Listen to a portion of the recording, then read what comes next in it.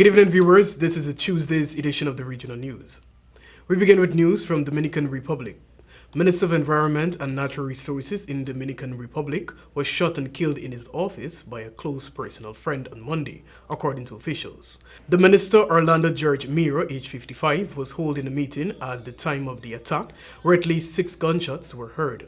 A presidential spokesman identified the assailant as Miguel Cruz, describing him as a childhood friend of the minister. Cruz is said to be in police custody and the motive for the shooting remains unclear. Minister Mira had served in President Luis Abinader's administration since July 2020. In Trinidad and Tobago, a 15-year-old Williamsonville secondary school girl was stabbed and slashed with a knife during a fight with another school girl on Monday. While the 15-year-old student received injuries to her face, chest and arm, police said her injuries are not life-threatening. According to reports, around 2:35 p.m., the girl was standing at the Williamsonville Junction with other students after school was dismissed when she got into an altercation with another 15-year-old female student, which later developed into a gang fight.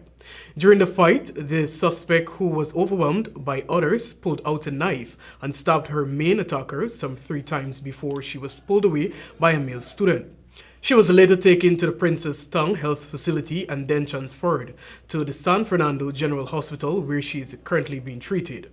Her injuries include a 10 cm length wound on the right side of her face from her eye to lip, a 3 cm deep laceration on her chest wall, and a slash on her left arm.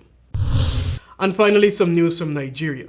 The gunmen who killed at least 50 people at a Catholic church in southwestern Nigeria opened fire on worshippers both inside and outside the building in an attack before escaping the scene, authorities and witnesses said Monday.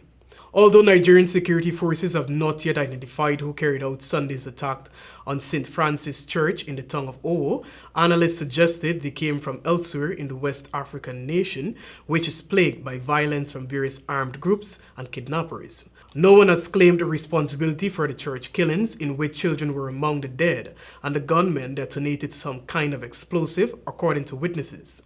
A state lawmaker from the region said the death toll was at least 50, and scores of people were wounded, although an exact number was not released by overwhelmed hospital workers.